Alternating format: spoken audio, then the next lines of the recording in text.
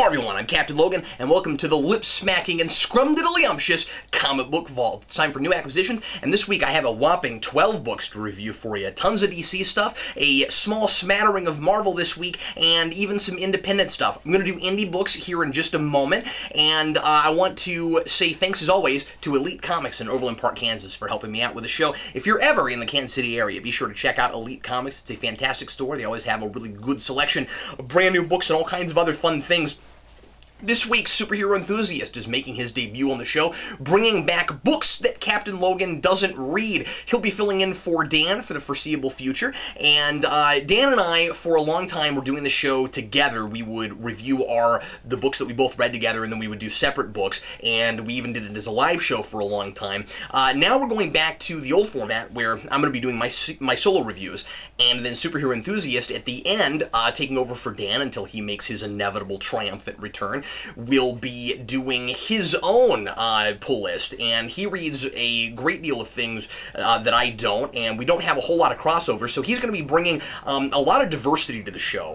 Lots of books from different places that I'm not reading and have never really looked into. So he's going to bring a lot to the show. I think this is going to be really, really good. It's going to be a longer show than it has been the last couple weeks, bringing back that format. And the reason that we're not on screen together, of course, is because we don't have very much crossover. So I thought it would make sense for us to review our books separately. If you have certain books that you want to hear us talk about, but you don't want to watch the entire thing, as always, putting the list of books in the description with timestamps. So you can click on any timestamp of any book that you want to hear us talk about and jump straight to that and just listen to the ones that you're interested in. So please don't be intimidated by the length of the videos now. We're going to try to cover as many books as humanly possible to try to get a good sense of the spectrum of the week and cover just the largest number of comic books from each week as humanly possible. I'm going to start now with Dynamite stuff, and it's unusual for me to read Dynamite. As I said last week, I'm trying to spread my wings a little bit and try out some different independent things, stuff that I haven't looked at before, have never heard of, want to look at some things that aren't just superhero. And I said last week that I was trying to review things that weren't just based on properties that, like TV and movie properties and things that I was already interested in. This week, I did pick up something that is based on a property that I'm somewhat familiar with, and that is the Twilight Zone from Dynamite. This is Twilight Zone number 2. I went ahead and picked this up not really knowing anything about it, and I was just curious. The thing that made me most curious about it was Straczynski's name on the front. Yeah, JMS is writing this, with art by, wow, how do you pronounce this guy's name? Guyu Villanova, and his art is, I think, quite good for this material. This is, I kind of expected that these would be, simple one-and-done stories like you might expect with the Twilight Zone.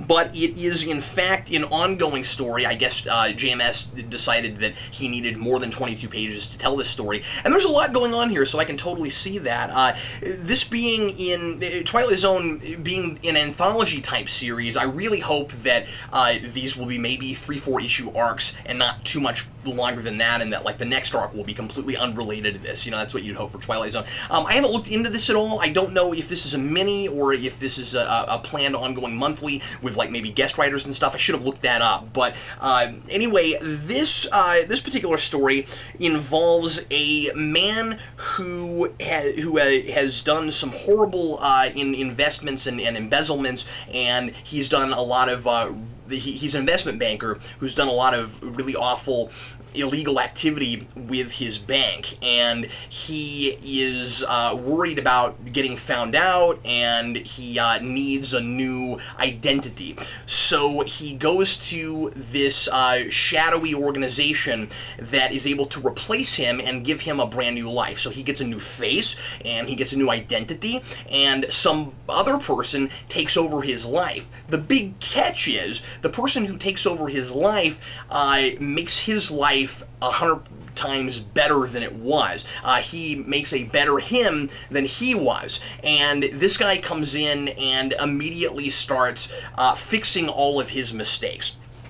And he starts off by admitting all of the embezzlement, and of course his, I forget if it's his girlfriend or his wife, but she like is impressed with him for doing that, and she's behind him and supportive, even though he made all these horrible mistakes in his past. And it turns out that all this guy had to do was reveal to the public that he was doing all of these horrible illegal things, and it immediately would have made his life better. All he had to do was start telling the truth, and people understood, I guess, because this kind of thing is going on a lot, and I think people were very suspicious that this was happening, and he was, otherwise kind of a decent person, and people want to trust him, and so this guy's doppelganger gives them a reason to, and suddenly his life is so much better. And so the real guy who now has this new face suddenly wants his life back because this guy has made it so much better, and that gets him into, of course, all kinds of trouble, and he becomes a fugitive, and his new face suddenly is a lot less useful because it's now all over the news after some poor choices he makes here in his attempts to get his life back. And this ends on a cliffhanger and is not quite finished by the end of this issue. Again, I kind of wonder if it's going to go into 3 or 4 issues. I think both of these characters are kind of interesting. They're not super well developed because it is the Twilight Zone. It's a little bit more about the situation than it is about real deep character progression, but they're well realized enough, and I'm looking forward to seeing how he ultimately resolves this or doesn't resolve it. What ends up being the O. Henry ending at the end, which you almost always get with Twilight Zone episodes. JMS is doing a really good job of making this feel like a good contemporary Twilight Zone episode.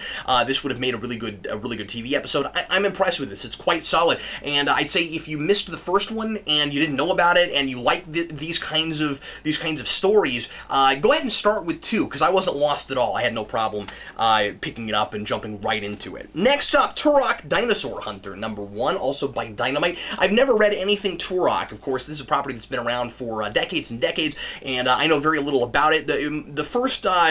My first even remote exposure to Turok was the Nintendo 64 game back in the 90s, which I played a little bit and was no good at and couldn't figure out.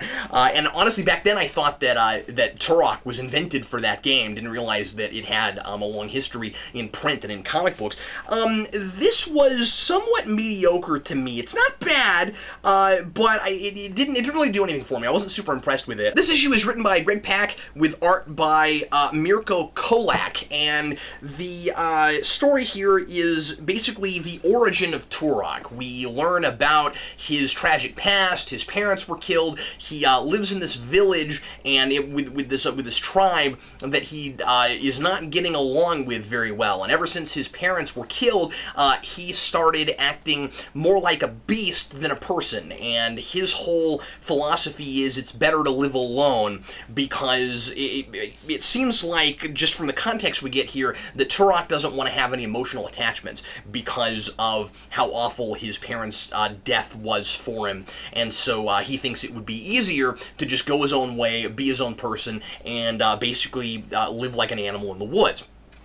And, but he is still with his tribe. He's kind of stuck there, and they don't like that he's acting this way. Meanwhile, he keeps picking fights with this guy that keeps bullying him, and that's where things get a little bit confusing for me. I looked over this a couple times, and I'm still not really sure what Turok's beef with this guy is, except that he just keeps picking on him. I was wondering if... I felt like there was something else going on there, and the book wasn't doing a great job of communicating it to me, unless it's supposed to be a mystery. I'm just not sure, but I didn't know if this kid had something to do with the Turok's parents being killed. Maybe his family had something to do with it.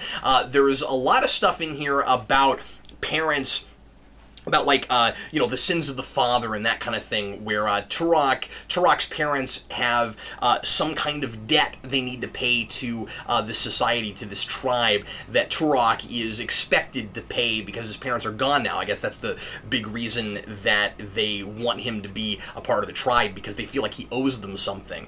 And so Turok doesn't like the emotional attachment, but he also doesn't like the fact that he's expected to give back to this tribe for something that he didn't do. The book is very ambiguous about that. I don't really know what it is that his parents owe the tribe. A lot of mystery, a lot of stuff up in the air, but I'm not convinced of how much of it is supposed to be mystery, and so it's a little bit awkward. There are dinosaurs in the issue. It is called Turok Dinosaur Hunter. When they finally show up, Turok seems as confused as anybody else to see them, but that might just be a ruse. There's a sense that perhaps he's led this kid that he doesn't like into this dinosaur trap, and he might just be putting on some sort of an act. Anyway, this could get really fun and interesting as it goes along. There is quite a cliffhanger at the end of this that I was really surprised by. Don't want to give that away, but things are at large in the grander scale not exactly what they seem. I guess I'm not fully recommending this one. It's just it wasn't exactly to my taste, and like I said, most of it is just because there's some information I kind of wanted right off, and I wasn't real sure why I wasn't being given it. The art is just okay, and I don't know, I just feel like the writing is just okay. I might give this a second go. Other people will probably enjoy this a lot more than me if you're into this kind of stuff. You know, the kind of savage in a savage land kind of story. Not usually my cup of tea. That might be part of why I wasn't really grasping onto this. Maybe when there's more dinosaurs, it'll be more fun for me. I don't know. Not a bad read, but a little bit lukewarm for me. Next up, The Real Manos, Justin Cristelli's Red Knight #7. This is building on a lot of stuff that all of the first 6 issues have been building up to, and while issues 5 and 6 were very, very well handled standalone stories that you could really kind of pick off the shelf and read at your leisure without having to worry about anything that came before, you just jump straight into it. This, I feel like, is kind of built on the back of everything Justin's been building up to this point. So I would say that it would be a good idea to have read some of that stuff before you get to this. At the same time, I think it does a decent job of getting you right into it. So if this did happen to be your first issue reading Red Knight, I think you would understand what was going on, but I think you would more fully appreciate all of the talk earlier about the Union of Superheroes and the license, the Registration Act for superheroes, and all of the history that this is built on. This issue is getting a lot of work done. Justin really packs in the plot and the history and stuff into this issue. There's a lot going on. Like I said, I think my favorite thing about it is the continuity. Is a lot of things that are being paid off of stuff that we got before. So what we've got going on here are Red Knight's old 2 sidekicks that we haven't seen in a while, trying to fit into the Legion of the Union of Superheroes, and they're training, and we get a lot of background here for White Tiger especially, but the Union of Superheroes at large, and what they were like before the Registration Act and what they're like now. Through a story that we're told, we get some flashback about all of that stuff, and Justin really fleshes all of that out. Some of it I kind of felt like I knew already, or I could have kind of guessed at, but a lot of the details were really nice to have, and really fleshed out this world quite a bit. I really like the parallel subplots between the Legion of Superheroes and then what Red Knight and Martha are doing, and all of that is really interesting. Seeing the way the Union handles things in its more kind of a politically charged way versus the more underground, the more kind of like pure and raw way that Red Knight and Martha are handling things, because the Union of Superheroes in this are allowed to do all of the things that they do legally, and they are definitely, pushed on by the political machine. And the thing I found most interesting about that is the way that it has changed their leader, Captain Danger. We learn about Captain Danger in the very first issue of this series, where Red Knight, as a kid, Todd, as a kid, is enamored with this guy, and he's his idol. And Captain Danger is really the whole reason that Todd wants to be a superhero in the first place. And we see how the political machine has changed him. And Red Knight is, by the end of this, starting to become, or you can tell that he's going to very clearly, as this progresses, become disenfranchised with his hero, who he thought was perfect and could do no wrong, and it affects him directly. And the cliffhanger in this is really exciting. This being a basically bi-monthly kind of series, I find myself going, oh man, I gotta wait two months to find out what happens in this. But I guess I'm reading this a little late. This has been out for about a month already, so I guess I don't have to wait that long. We'll get the next one up in April. And anyway, this was really, really solid. I really enjoyed this. I also want to mention that on the back there is an advertisement for the Red Knight trade, and I mentioned this in a couple places, but I'll mention it here. There is going to be a trade paperback coming out next month in full color of the first 3 issues of this, and I wrote the foreword.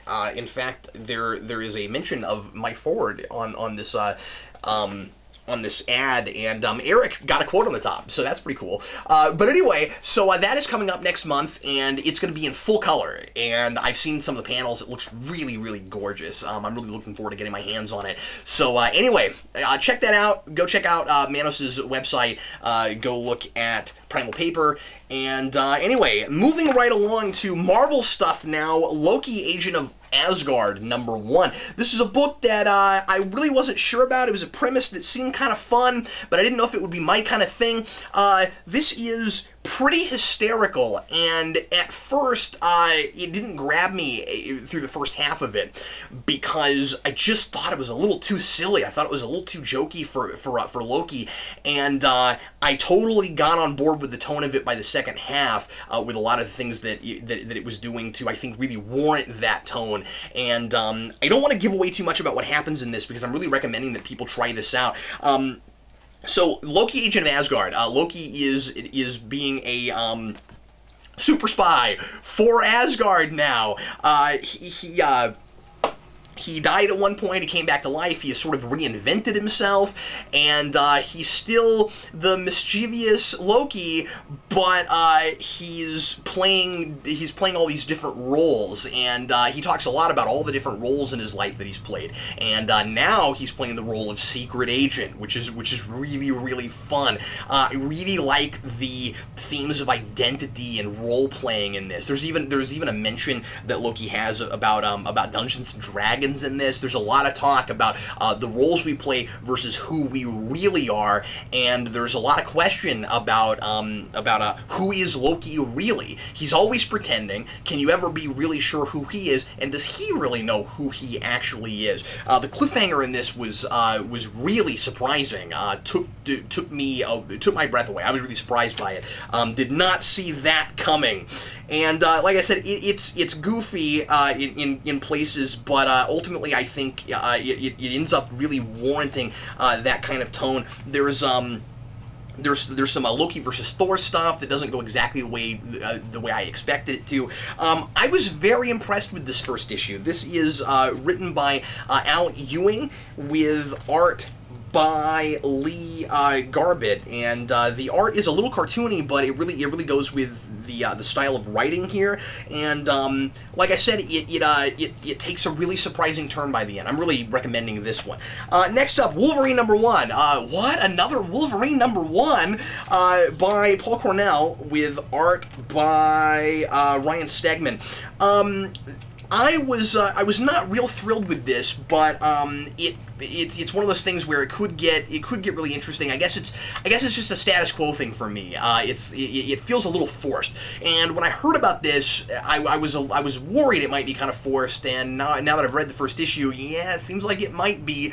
we'll see where it goes, maybe. I don't know if I'm going to keep on this, but, you know, if other people read it and tell me that, you know, it picks up, I might try it, but more of it. But basically, what's going on here is there is there's this guy called Offer. Marvel has been, by the way, doing a lot of stuff with really goofy supervillain names lately, where they'll put out a really awkward name, and then everybody in the book has to try to figure out where the heck the name came from and what it's about.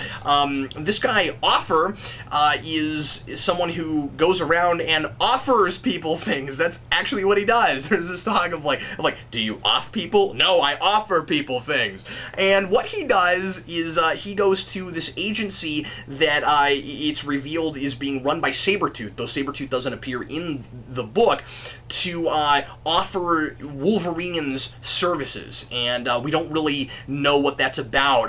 It's really ambiguous and mysterious at the beginning as to whether or not Wolverine is actually working with this guy, or if this guy thinks that for some reason he can get his hands on and manipulate Wolverine somehow to work for this this underground shady organization. And that's basically how the issue opens. Is I'm going to give you Wolverine.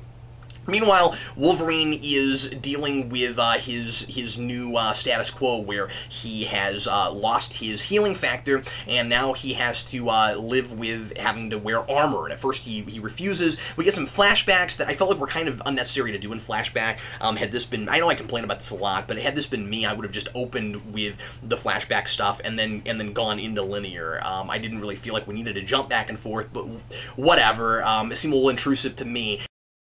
So Wolverine doesn't want to wear armor, and then he wears armor. There's a whole lot of just setup of what Wolverine is doing now, a lot of which I felt like was kind of unnecessary overall. The one bit I really did enjoy, and that I think really informs Wolverine's character, and maybe is maybe the big thing that could eventually make this all more viable, of the idea of Wolverine maybe being sort of a low-rent supervillain. That's what this seems to be setting up, and that's what I've been reading about that this book wants to do. We'll see if that's really where it's going. Because I'm also getting hints of maybe it wants you to think that, but that's not really what it's doing. We'll see. That could be the really interesting part. But anyway, there is this really interesting scene, and this was a flashback with Black Widow, where Black Widow is trying to teach Wolverine how to be more desensitized to hurting people that he cares about, which I thought was really interesting. And so he has her, or she has him rather, she hands him a gun, and there's a lot of talk about how characters with superpowers don't usually like to use guns, and she makes him shoot her life model decoy over and over again, and that seems to be maybe a lot of what's setting up his ability to maybe be sort of a supervillain. Anyway, like I said, not real sure about this one. I wasn't in love with it. I didn't hate it either. It had its moments, and that thing was really interesting. What set this book up was Wolverine leaving the Jean Grey school and having this line, and I didn't read this book, but he apparently, that's what informs this, had this line where he said the Wolverine is dead, and in this, he kind of tries to go back on that a little bit, and it's like, well, sometimes I just get melodramatic, but I think the idea here is supposed to be that the Wolverine that we had before is dead, and that this guy is willing to do things that he wasn't before, and that maybe he's going back to a more morally ambiguous place. The thing that you really got to wonder, because Wolverine, of course, shows up in everything, is how consistently written is he going to be if this is the direction that Marvel's chosen to take his character for a while. Could be done well, but if he shows up in everything and sometimes he's regular, normal, kind of superhero-tempered Wolverine, it's not going to mesh with this, so we'll see where that goes. My last Marvel book for this week is Superior Carnage Annual. Okay, so really? An annual? How do you have an annual for a mini-series? How does that work? Aren't annuals things that come out yearly? Like, you could have one annual in a monthly book where you thought the book was going to go on, but then it got canceled, so there were no more annuals. But does it really make sense to call this an annual for a book that was not canceled, but was a short series that ended? Anyway, I know I complain about titles sometimes, but I think that's really silly. Why couldn't we have called this something like Superior Carnage Aftermath or Superior Carnage Epilogue?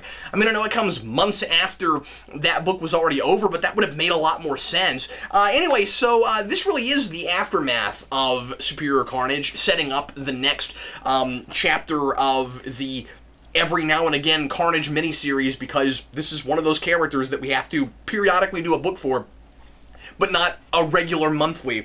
And this is by Cullen Bunn, with art by Kim Jacinto and Mike Henderson. And there's not a lot to say about this one. It was a good read. I really enjoyed this. I think Cullen Bunn has a great voice for Cletus Cassidy, really good voice for the Carnage symbiote itself. There was there's some really clever stuff in the dialogue in this book. Ultimately, this is kind of what you would expect, though. This is basically, and I don't feel like I'm giving too much away saying this, this is basically chronicling the events that lead up to Carnage and Cletus Cassidy finally being reunited again. Which is kind of what we've been waiting to see happen, and seemed, and that seemed like it was kind of inevitable after Superior Carnage that would end up happening. So basically, Cletus Cassidy is believed to have been like partially rehabilitated, not like he can just go out on the streets or whatever, but he's been put in the general population in a prison, and the people running the prison believe that he's been kind of neutered now, and that he's not really capable of much without the Carnage symbiote, and that he's not as homicidal and psychotic as he used to be.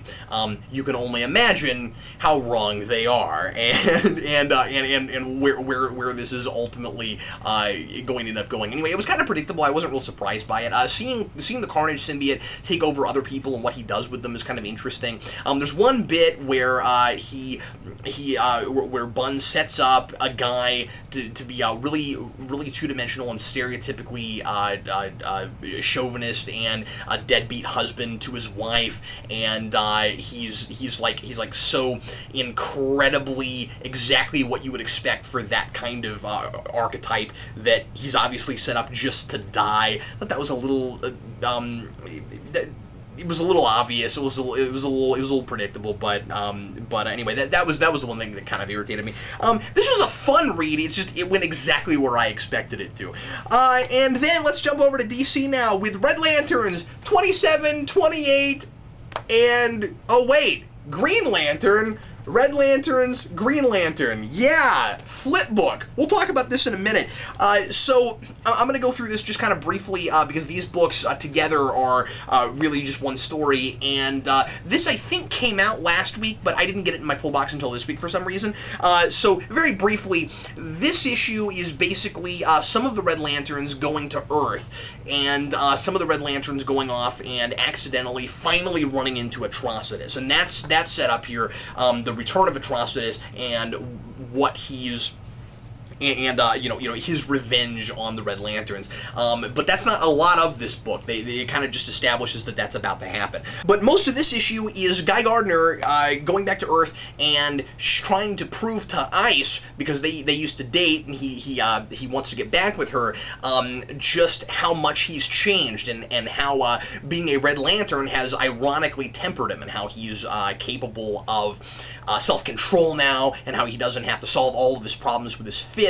And he's trying to prove to her that he's a responsible person that's not as impulsive, and that they can be together now. And he goes through he jumps through a lot of hoops and goes through great lengths to try to prove this to her, and she's not immediately buying it and not sure that she wants to be with Guy Gardner anymore anyway. So the romance bit is interesting, him trying to get back with her. I really like Guy Gardner as a Red Lantern. I really enjoy this irony of he is a much better Red Lantern than he was a Green Lantern, and that he needed to kind of deal with his rage as a Red Lantern to learn how much of a better person he really could be. He's quite a good leader now, and at first, when I first got back to this book in issue 25, I didn't realize that Guy Gardner was kind of the unspoken leader of this group, but he really is right now. It's kind of interesting. That issue is a whole lot of fun to see some of the other Red Lanterns trying to understand Earth, and the kind of Stranger on a Strange Land thing is a whole lot of fun with this. I don't know why, by the way, Shadow Thief is in 2 books this week, but she's the super-powered character that they run into, that she's very xenophobic and doesn't like that they're there, and even though her costume is also an alien, so I don't really know why she's so xenophobic, but I don't know anything about Shadow Thief, so that was a little bit confusing, but I kind of like the idea of there are all these super-powered characters on Earth, and their superpowers make them psychotic, and this is a really foreign concept for these other Red Lanterns, and they have to deal with that, and it seems very, very strange and alien to them. So that's a lot of fun, but then you get into 28, and you get into this flip book, and it's part 1 and part 2. So it's Green Lanterns, it's Green Lantern, excuse me, 28, Red Lanterns, 28, and all in the same book. And so the first part is basically Hal Jordan and his crew finding Supergirl, and she has gotten one of the red rings that Atrocitus sent out. He sent out 9, she got 1 of them, and so the Green Lantern Corps is furious that the Red Lanterns are trying to expand. They don't know yet. They will learn in this issue that they're not trying to expand. It's Atrocitus doing stuff. And so anyway, they're trying to deal with basically a rabid Kryptonian, because when you first get a Red Lantern ring, your rage can entirely consumes you, and you can't get over it and be yourself again until you've been thrown into the River of Blood, which they're trying to get Supergirl to in this. So then the second part of this is basically just Guy Gardner and Hal Jordan trying to decide what to do with Supergirl, how to deal with her, and she gets finally thrown into the Red Blood, and we'll find out what happens with her after that. I'm really excited to see what Kara as a Red Lantern is going to be like. A lot of this is just setup, but it's a lot of fun. There's a lot of banter in this. It's really exciting to see them have to deal with the mystery of this other Kryptonian they didn't know existed. They don't know how they're going to deal with Superman with all this. Obviously this is information we had already. We know who this is, but it's kind of fun seeing them not know, having to deal with it. And the coolest thing about this, because I didn't expect this when I bought it, is this is not 22 pages where, like, it's a flip book where there's 12 and then, or where, you know, there's like 11 and 11. This is 20 pages on either side for $2.99. This is the most bang for your buck I've ever seen in a book, in a current book that costs $2.99. That's really impressive. I couldn't believe that they still had it at that price point. And I haven't seen this flip book thing since the 90s. It's kind of fun to see that. I don't know why they did it that way, but it's really cool because this is basically a little 2-part thing that they could have done between Green Lantern and Red Lanterns as a gimmick thing to try to make Red Lantern readers try to get Green Lantern or vice versa. They didn't do it that way. I have a lot of respect for that. I think that's really, really cool. So if you want a lot of fun, 40 pages for $2.99 this week, really pick this up. It's really good. Yeah, like I said, it's set-up-y, but it's a lot of fun. I didn't know that there was a Green Lantern frog guy, and he's kind of hysterical. Oh, and Mogo is in the Green Lantern thing, and I thought there was a lot of really interesting insight into that character. That was really cool, and also the remaining Blue Lantern I found really interesting too. Okay, moving right along, Green Arrow number 28. This, of course, still by Jeff Lemire and Andrea Sorrentino. Sorrentino continuing to tear it up in art and being extremely experimental, just trying all kinds of stuff. Sorrentino in this does something that I can't decide if I like, but I respect it because it's so unusual. Usually, this book I mean, like, it's been trying to go back to the Green Arrow art style from the 80s that everybody came to know and love, and it continues to borrow that style and to call back to that. But now Sorrentino is really trying some new stuff that's very much in that vein, but very different. What's done here is there are a couple of pages. There's one that is a full-page spread of, actually a couple, of like sound effect words with the art and with the action inside of them.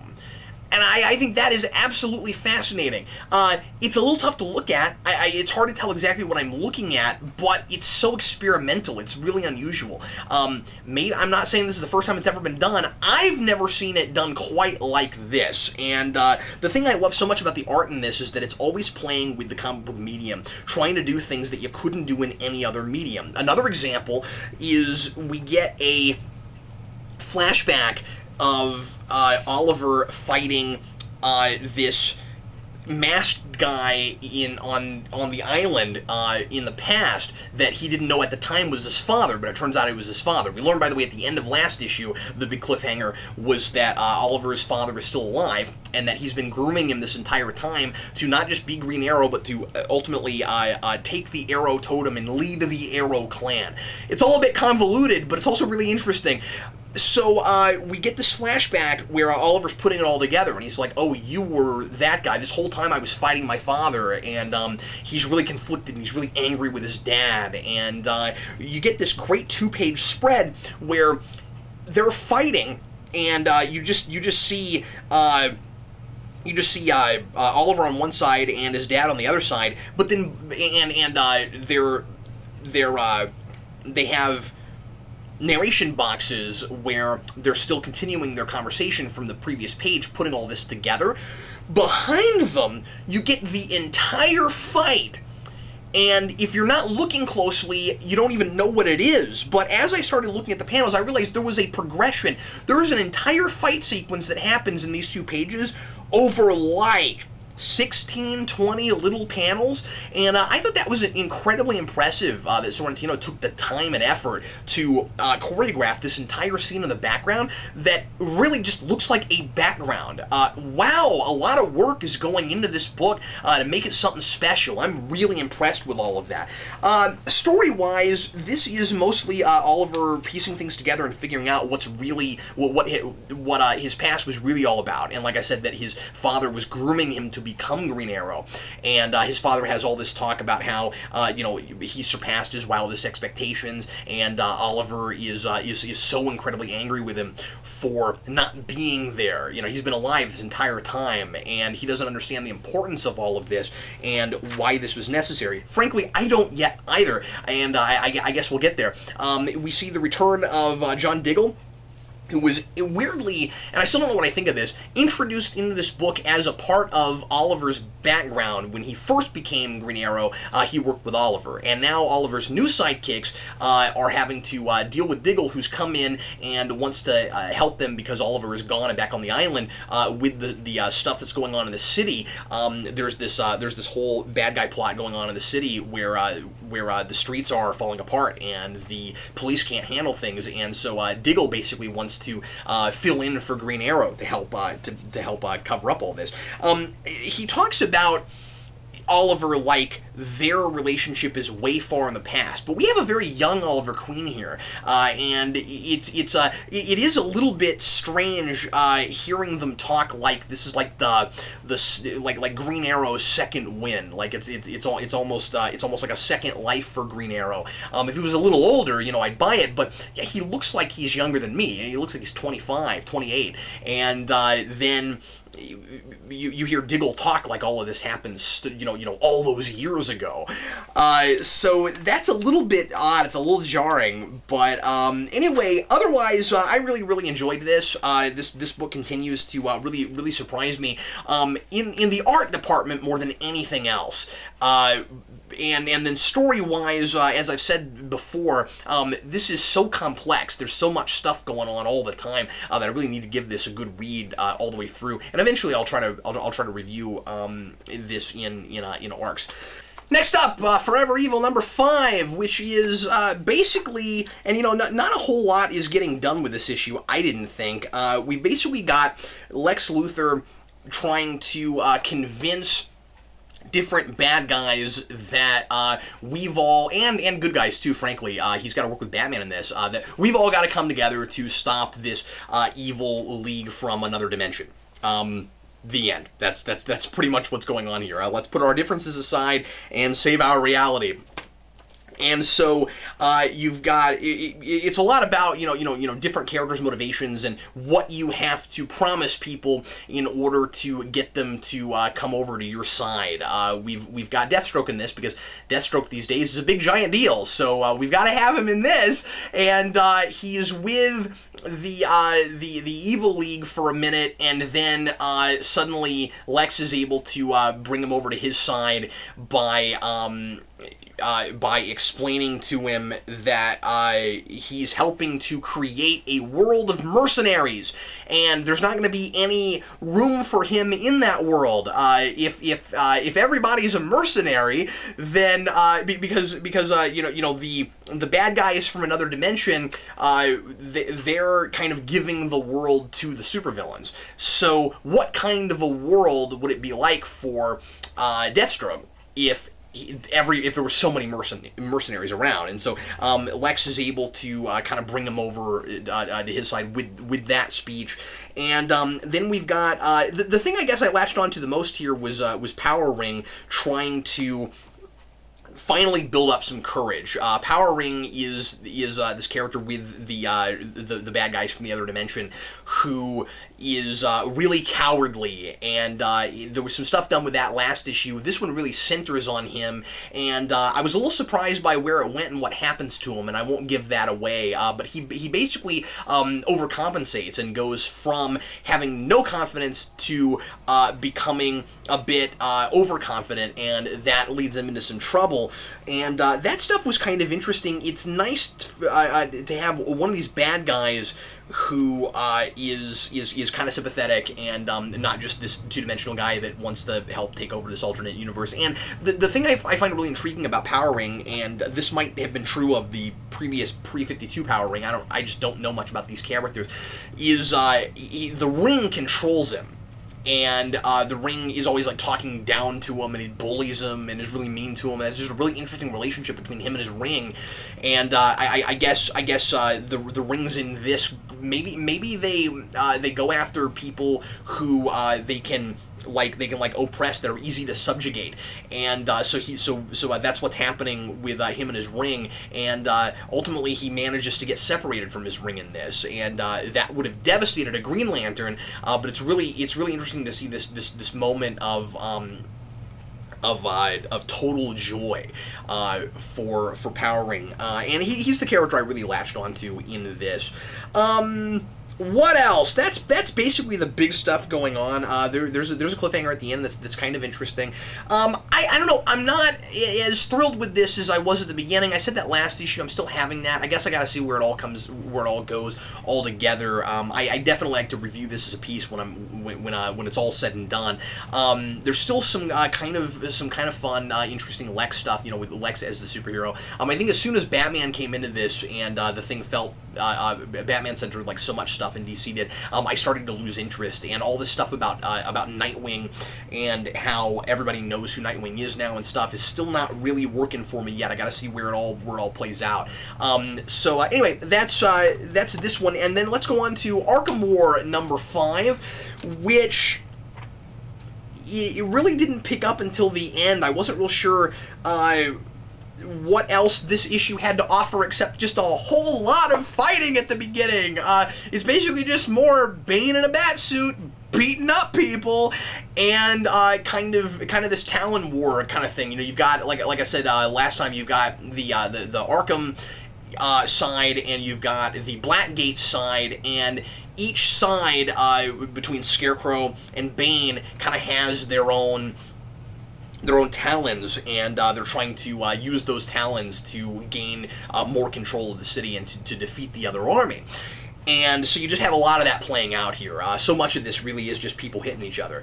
And then you get to the end, and Scarecrow does something really impressive. And I don't want to give away what it is, but it's very much in his character. I was really thrilled with it. And so ultimately, I'm still liking Tomasi's writing in this. I don't think a lot of plot is getting done here, but then it's not a lot of stories being told here. This is mostly just some action. It's thrilling action. It's quite good. And then you get to the end, and this takes a turn, and I really like where it's going. I'm looking forward to being able to talk about what Scarecrow does to the rest of the Arkham inmates. My last book tonight is Detective Comics number 28, which is by John Layman and art by Aaron Lopresti. Anybody else drawn on this book? No. Okay, so this is the second part of Gothtopia, which is, I gotta be honest with you, so much less interesting than I think it could have been. It's one of those things where I don't want to rewrite the story that's being told here. It just seems pretty by the numbers. Right off, and I complained about this with the last issue, the whole Gothtopia thing, I think we're told far too quickly that it's a mass hallucination. I was able to say that without feeling like I was spoiling anything in the first issue of this, because we're given that information so quick. Why not explore this world a little bit? Why not live in this really topsy-turvy, strange, perfect Gotham for a while and get to understand why these people love it so much and wish that they could keep it. I mean, like, everybody is in denial. Catwoman, she's called Catbird in this, is really in denial about the fact that the world they're living in is not real and that it's this mass hallucination created by the Scarecrow. And I just think it would have been cool to have Batman have to live there for a while. There's also a part of me, and again, I don't want to rewrite it, but there's a part of me that almost feels like it's just the obvious thing to do to have Batman be the one that resists it so much. Like what if you had a perfect Gotham scenario where like Batman's parents are alive or whatever, and he just doesn't remember anything about what his life was really like, so he doesn't resist it, and he really wants this to be true, and it's somebody else that has to break him out of it and say, no, you must make the sacrifices that you have to make in order for to make the real world a better place. That's not what they're doing here. It's okay. It's just I feel like I've seen this scenario before with Batman, is all I'm saying. This is really reminiscent of a Batman animated series episode, one of my favorites, Perchance to Dream, which just handled this whole idea kind of smarter, I think. And there it was Batman who resists it and can't deal with this world the way it is. I mean, that's just in Batman's character. Maybe Batman just would resist this. The way it's done here just seems kind of just seems a little bit obvious to me. I also question some logic stuff with this. Okay, so Poison Ivy in this is able to resist the Utopia because she's not susceptible to the Scarecrow toxin. Okay, that's cool, but why didn't Scarecrow have some kind of a contingency for this? There are other Arkham inmates that know about Gothtopia and are colluding with Mad Hatter, or no, Mad Hatter, see, I'm thinking Perchance to Dream, are colluding with the Scarecrow in this. I don't know why, maybe I missed something somewhere, because I know this is, they're doing some things in some other books with Gothtopia. I don't know why, because again, they told us too fast. I feel like if we had expanded this and then not told us this fast, it would have been worth doing more books. Whatever. Anyway, I'm a little frustrated about it, and I wonder why Scarecrow didn't have some kind of a contingency. Why didn't he just offer Poison Ivy something and try to get her to be part of this plan? She's gone along with lots of other supervillains' plans before. It seems to me like just kind of arbitrarily she was chosen as the bad guy that's gonna help out Batman in this, and she doesn't really seem to have any great motivations other than she knows it's fake. And that's about it. Not super impressed with this. It's an enjoyable read. It's not like offensive or anything. and Batman being resisted by a lot of the people who love Gothopia and want it to be true, are, you know, fighting against him. That's kind of fun. Other than that, though, I'm just not impressed with this. I feel like this could have been handled better, and it's weird the way DC's playing this up as an event, because it just doesn't seem anything more than kind of easy, silly arc to me. So my book of the week this week goes to Loki, Agent of Asgard, #1. I'm really surprised I'm picking this. Like I said, a book that I was really even on the fence about trying, really blindsided me. I'm always impressed when I get halfway through an issue and I'm not sure about it, then it totally wins me over by the end. This was a lot of fun, really subverted my expectations, quite good. And honorable mention, Red Lanterns and Green Lantern this week, partly just for doing this flipbook thing and being so much bang for your buck, but also, of course, just really fun.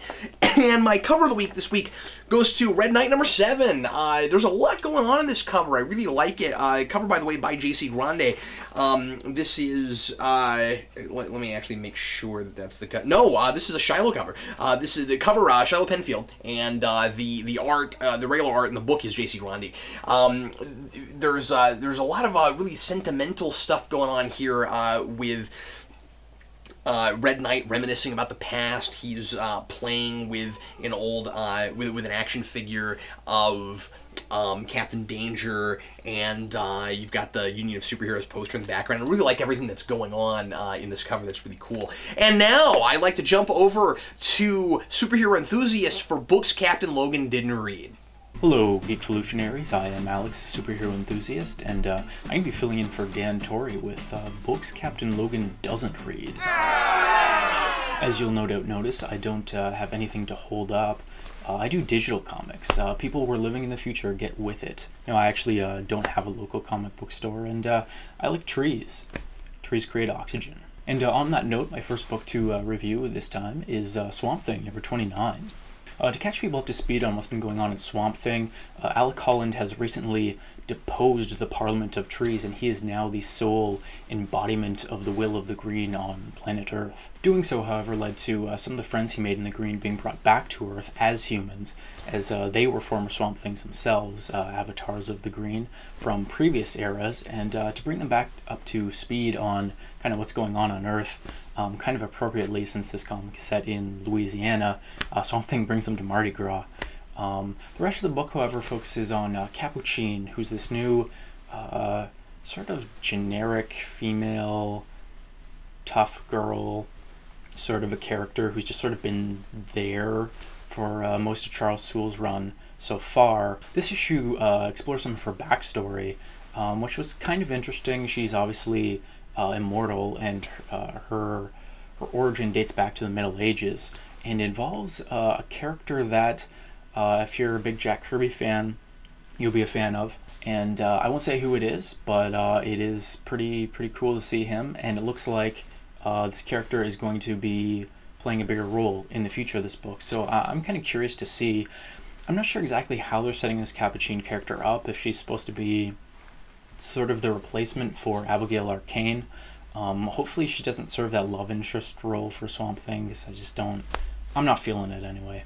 Swamp Thing right now is going in kind of an interesting direction. With the New 52, kind of in general, it seems as if they're kind of pushing Swamp Thing away from kind of more straight up horror monster kind of a story, and moving him more towards being just kind of a straight up superhero, which is kind of odd, but it's working, and I'm really enjoying this book. So if you're into that kind of a thing, definitely check this one out. I don't know where necessarily the best place to jump on with this book is. Maybe this issue or the previous one, number 28. If you're not, that is, if you're not willing to go back to the beginning of Charles Soule's run. But definitely one of the better books this week. The next book on my list to review is Earth 2. And Captain Logan, I guess quite politely, asked me when we were first discussing me doing this, why are you reading Earth 2? And it's a perfectly legitimate question, since it's not terribly well written. I don't much care for the art. I don't know, what is there redeeming about this book? For me, anyway, that's the world building. The thing I like about alternate universes like this is actions have consequences. You can kill off characters and it will stick. You can shake things up big time and it will stick. That's kind of why I like Earth 2. It's built this little sort of universe in itself that has more of a straight up superhero feel, honestly, than the New 52 universe does. And I kind of like it in that respect. This issue, I think, sort of concludes the mini arc that was going on. This has been kind of a hard book to follow, as recently changed writers. James Robinson jumped ship to Marvel. He's doing Fantastic Four now. So there's going to be, I guess, another Earth 2 book coming out as well. I don't know if I'm going to check that out. I don't even know if I'm going to continue on with this, though I've been saying that since the beginning of this book. Long story short with this one, there's a Kryptonian character who's kind of been kept in captivity, I guess is the term, and they basically want to recruit him to help fight Darkseid's new invasion, as that seems to be the big thing that marked this universe. Is Darkseid invaded a long time ago. They were able to get rid of him, but the Trinity ended up dying to do that, and we've got new superheroes who they call Wonders, kind of filling in that new role now. And basically Darkseid has re-invaded, and everybody's kind of freaking out because he's bringing it on full force this time. So they need every advantage that they have, and they have a Kryptonian character, and they need him to fight the resurrected Superman, who, if you're familiar with Superman the Animated Series, in the finale of that show, Superman was brainwashed and basically forced to fight for Darkseid. Basically, they've done the same thing here. He even looks very similar, except I guess he's been resurrected from the dead. All in all, the best thing about this book, honestly, this week was just the cover. Jai Lee did it. I'm a big fan of his, so I don't think that's probably worth your $3. And if you haven't been following this book, I don't think I can really recommend it. That leads me to my third book, which was Batman Black and White number 6. Now, this is the conclusion of this miniseries.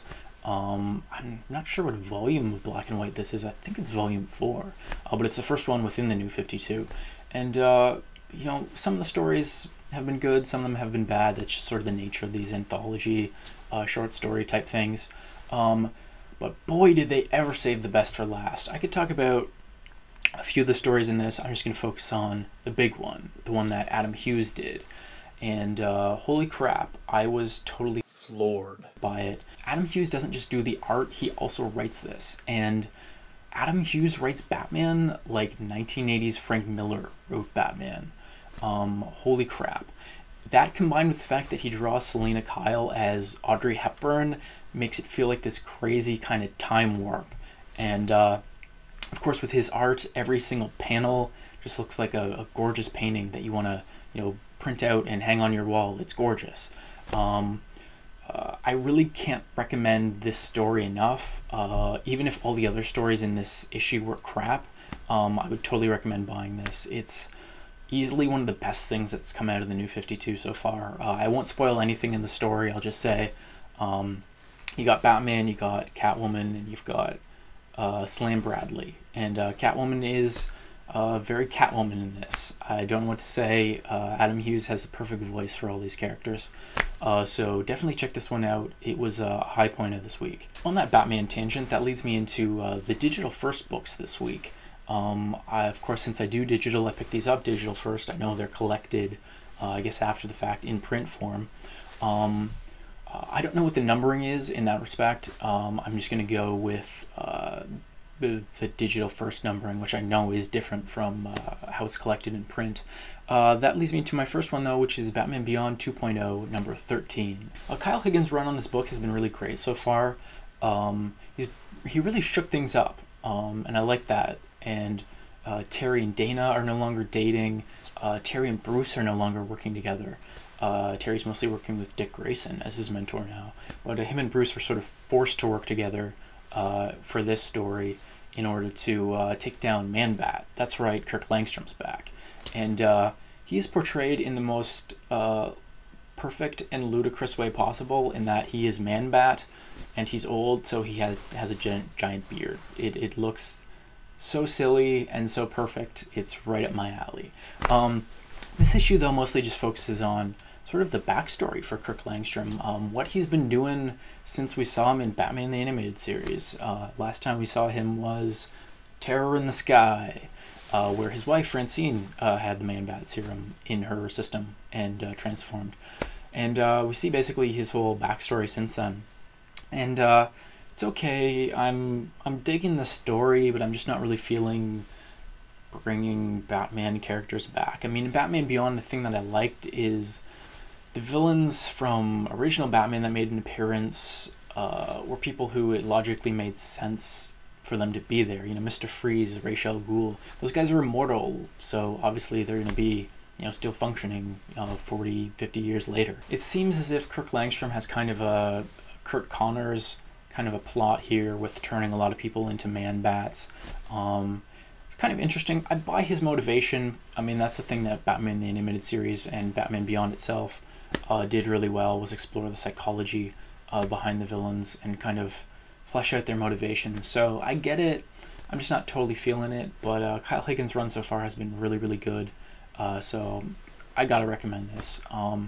Jumping on point, this is only 13 issues in, and they're short, so you probably could jump on at the beginning of Higgins' run and not be too lost. The other digital first offering this week was Adventures of Superman, which is kind of, you know, one of these Legends of the Dark Knight style books where you know, you have a new team come in and tell their little short story. This one is done by Max Landis and Jock.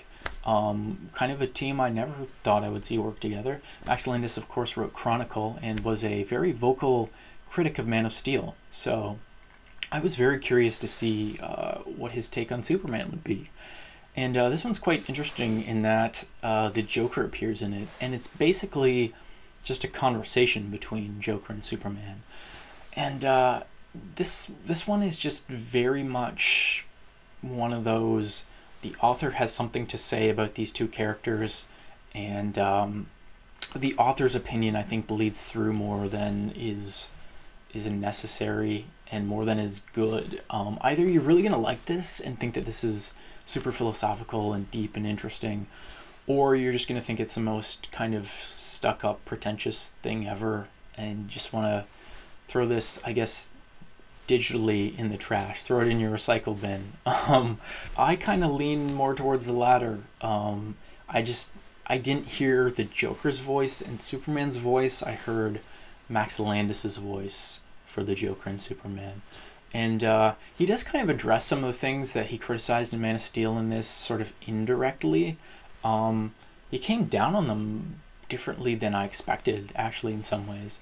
So, I don't know, if you're curious about how Max Landis would do Superman, maybe it's worth picking up, but I didn't really enjoy it. It's just kind of too Max Landis and not Joker and Superman enough. But like I said before, such is the nature of these types of anthology things. Some of these are going to be great, some of these are going to be bad, and most of them are going to be in the middle. That does it for DC. I'm going to jump over to Marvel this week. My first book from Marvel was Miss Marvel.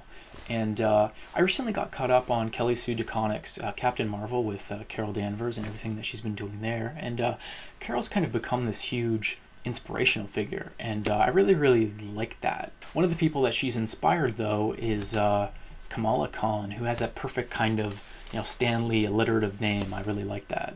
And I don't know what to say about this book. It's if you like classic Marvel and classic teenage superheroes, this has everything you'd love in it. And of course, Kamala Khan is Pakistani American. She's Muslim, and that's kind of how they approach those classic tropes, is through that lens. And you know, she's a teenager.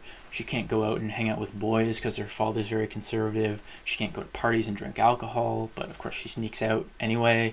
She can't eat pork. That's like pretty much in the first page.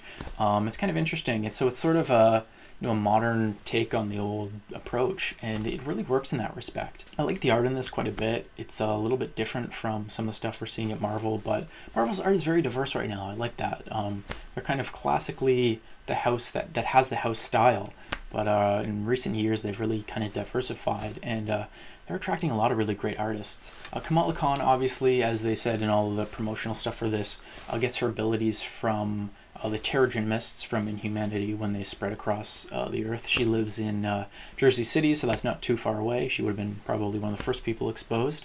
And this book ends with quite the interesting little twist. I thought that this was going to play out a certain way, and it's clearly not. I think I know how the twist is going to play out.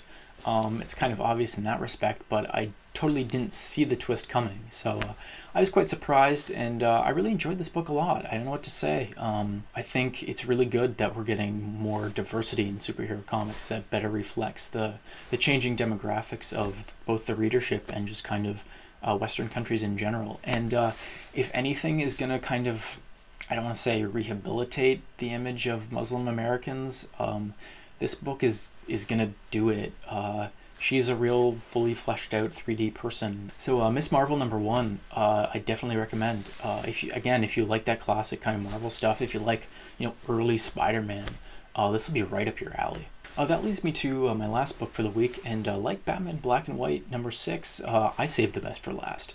My favorite pick this week was actually Punisher #1, which is a book that I almost didn't pick up. I kind of haven't really been in a Punisher mood lately. It tends to be dark and bleak and depressing, and it's the middle of winter, and I got seasonal affective disorder, and it's not really fun. I don't need that right now. I need happy stuff. I need fun stuff.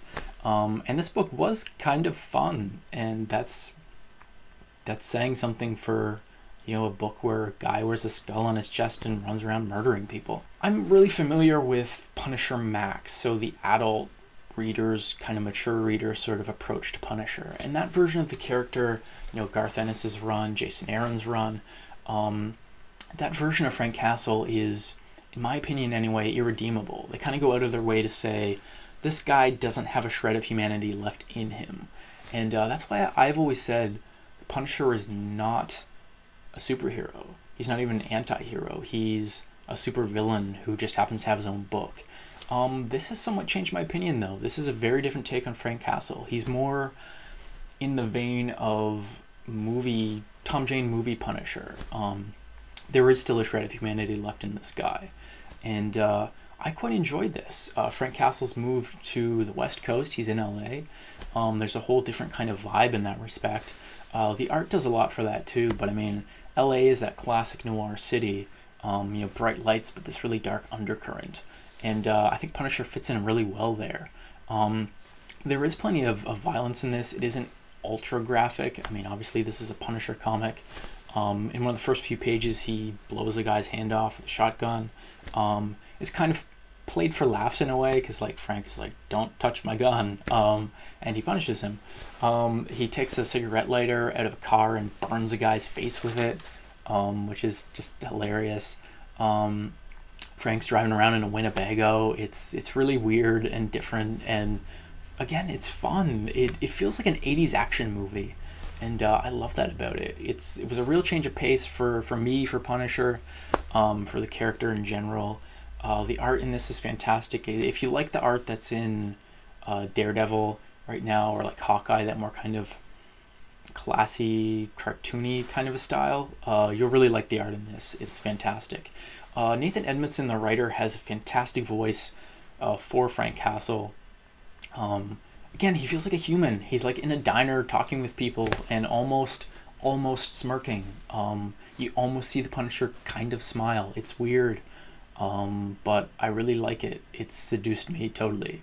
So that was my best book this week. I definitely really recommend it if you've always wanted to read Punisher, but maybe were put off by some of the violence.